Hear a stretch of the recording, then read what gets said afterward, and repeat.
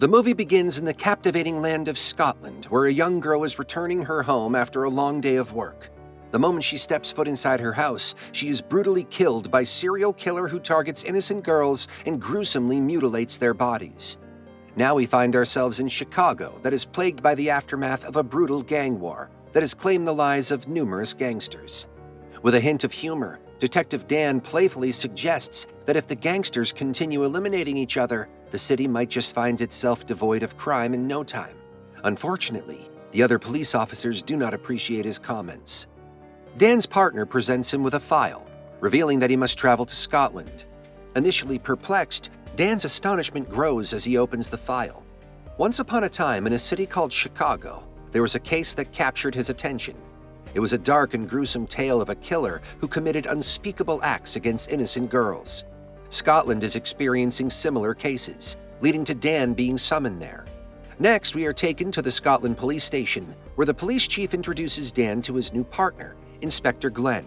They will be working together on this case. Glenn recounts a recent incident where a young girl named Eagle Myers tragically lost her life. What makes this case even more chilling is its striking resemblance to a series of murders that took place in Chicago half a decade ago. Dan's confidence in the killer being a copycat begins to waver. Dan's suspicion solidifies into absolute certainty as the investigators arrive at the crime scene. It becomes clear that the killer is an inexperienced individual attempting to gain notoriety by emulating the methods of the infamous Chicago killer. As the story unfolds, Glenn's attention is drawn to the neighbors outside the house. Among them, Avery's neighbor catches his eye with their peculiar behavior. Glenn interrogates Avery, who adamantly brushes him off. Glenn proceeds to inquire with the other neighbors regarding Avery's character. It is revealed by an older woman that Avery has a reputation for being quite contentious, having even gone so far as to threaten another neighbor in the not-too-distant past. As the sun sets, Glenn wearily returns to his home. Glenn's family situation is unfortunate, leading him to avoid spending time with his wife. As Dan leisurely flips through the pages of a book, a drink in hand, little does he know that a chilling presence has resurfaced, brutally claiming yet another innocent life. Glenn immerses himself in his daily tasks as the sun rises. Just like any other day, Marie desperately attempts to mend their relationship, but her efforts go unnoticed as he views her as a traitor. 1 year ago, tragedy struck as their beloved son passed away, creating a deep divide between them. In her grief, Marie sought comfort from their neighbors, a decision that did not sit well with Glenn. This caused their relationship to teeter on the edge of collapse. But now, Marie strongly desires to remain by her husband's side. As she's about to open her mouth, Glenn's phone rings. It's the police station delivering the grim news that the serial killer has claimed another victim. He rushes to the crime scene, finding Dan already there. As they step into the house, a remarkable discovery awaits them. Adorning the walls are mysterious symbols, a sight that catches Dan entirely off guard. Dan is convinced that the killer is not the same person responsible for the Chicago murders, but rather someone who is imitating the Chicago killer. Next, Avery is questioned, and he readily confesses that he is innocent of the murders. Not only that, but he also offers a solid alibi for the time of the crimes. The mother of the second victim shares with them that her daughter, Grace, had a harmonious relationship with everyone. However, she provides them with the contact details of Grace's boyfriend, Colin. As Glenn looks into Colin's past, he uncovers a series of troubling incidents that involve encounters with the law and multiple stints behind bars. Meanwhile, Dan visits its former colleague, Walker, who has since retired and made a home for himself in Scotland. Walker is overjoyed to see Dan, and together they delve into the past, sharing stories and memories. During their conversation, they uncover the heartbreaking truth that Sarah, Dan's beloved wife, was one of the innocent victims tragically taken from this world in the horrifying events that unfolded in Chicago half a decade ago. Dan is determined to track down and eliminate the murderer. Walker cautions him to release the case, cautioning that continuing to pursue it will lead to his downfall. However, Dan brushes off the advice, claiming that he is already in ruins and that nothing worse can befall him. Glenn heads over to meet Colin, Grace's boyfriend. With his unwavering determination, Colin adamantly refuses to engage in conversation with the police without legal representation. As a result, he is officially summoned to the police station for interrogation. Colin manages to clear himself by presenting a compelling alibi, ultimately leading to his release by the police. Despite his doubts, Dan can't shake the feeling that Colin might be involved in the murders. Dan approaches Walker in search of information about Colin. As the conversation unfolds, Walker reveals a startling truth. Colin is a member of a sinister cult with demonic ties. The symbols discovered at the crime scenes bear a striking resemblance to those associated with this cult. Glenn ventures to the cult Colin is involved with, yet an unsettling sensation washes over him as he arrives. He is soon informed that his search will yield no results within those walls. Glenn departs, filled with disappointment.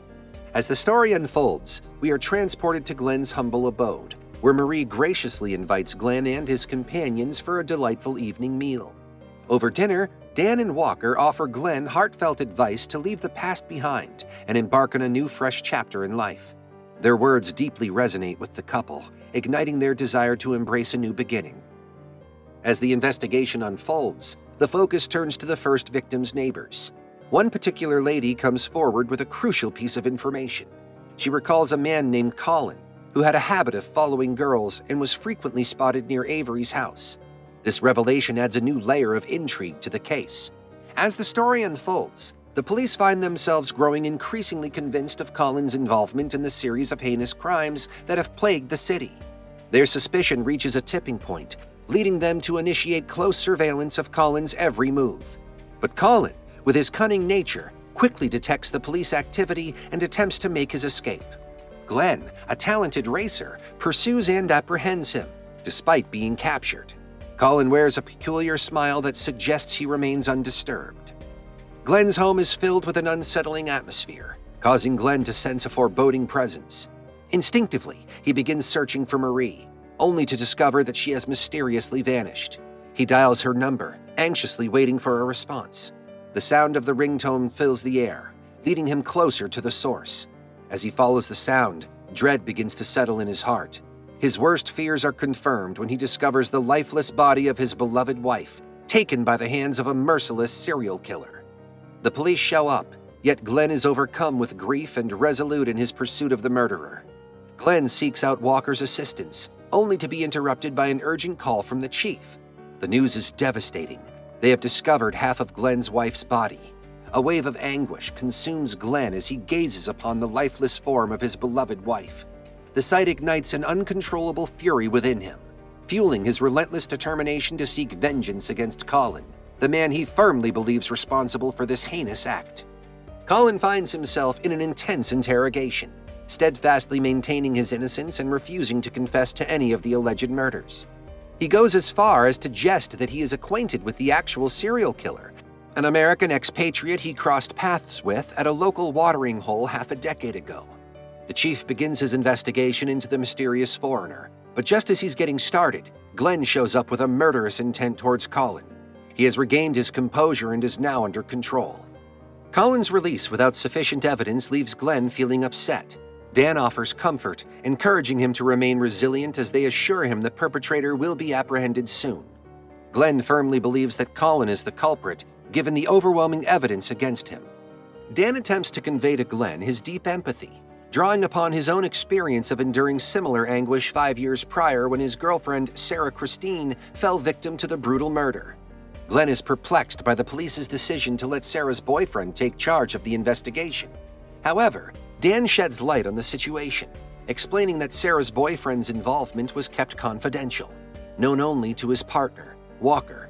Upon this revelation, Glenn's suspicions are aroused, leading him to consider the possibility that Walker may be the killer. The presence of Colin, a known copycat, adds to Glenn's unease, as it suggests that the actual perpetrator of the Chicago murders remains unidentified and at large. As the story unfolds, we find Colin discreetly observing girls, utterly oblivious to the impending danger that awaits him. As he steps outside, a sinister figure emerges from the shadows, ready to strike. The true Chicago killer has set his sights on eliminating the copycat, determined to protect his secret identity at all costs. The killer is filled with dread, worried that Colin's actions could potentially reveal his true identity. The chief delivers the news to Glenn that Colin has mysteriously disappeared. Glenn stumbles upon a gruesome discovery in his shed, the lifeless body of Colin, horrifically disfigured. As the police arrive, they stumble upon a hidden room concealed from prying eyes. Inside, a treasure trove of articles and photographs awaits their discovery. These carefully curated pieces of evidence paint a vivid picture, revealing the shocking truth. Colin, it seems, was nothing more than a mere imitator, a copycat killer. Surprisingly, Marie's photo remains elusive, suggesting that Colin is not responsible for her demise. Dan recounts to Glenn the details of the initial 2 murders, suggesting that Colin was the likely perpetrator due to the distinct pattern that differed from the Chicago murders.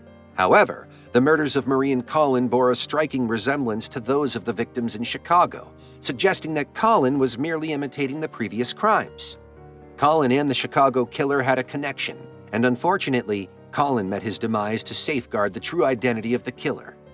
Glenn is perplexed by the perplexing motive behind the Chicago killer's decision to take the life of his wife, considering her complete lack of involvement in the case.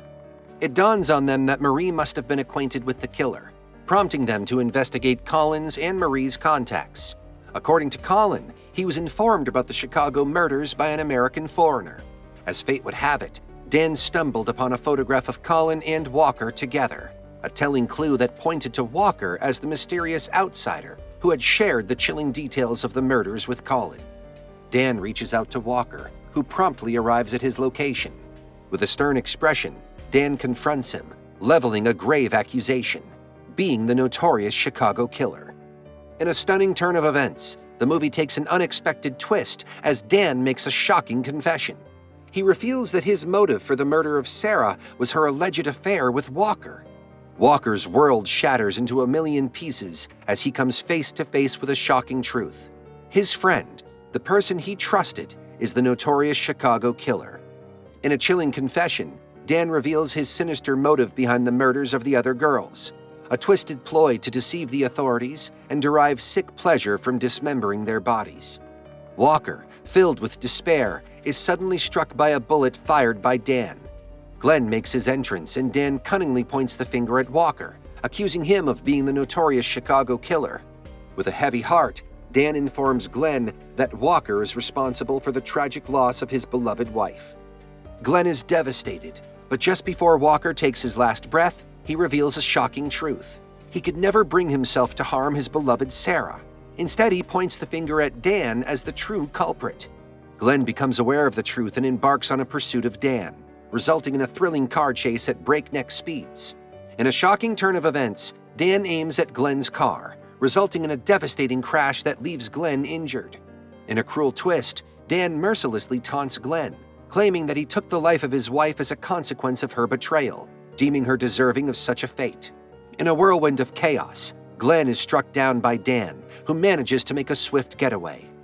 The story turns unexpectedly as Dan becomes a fugitive, evading capture despite the authorities' relentless efforts. The movie ends with a gripping ending, leaving the audience on the edge of their seats as the killer remains still at large.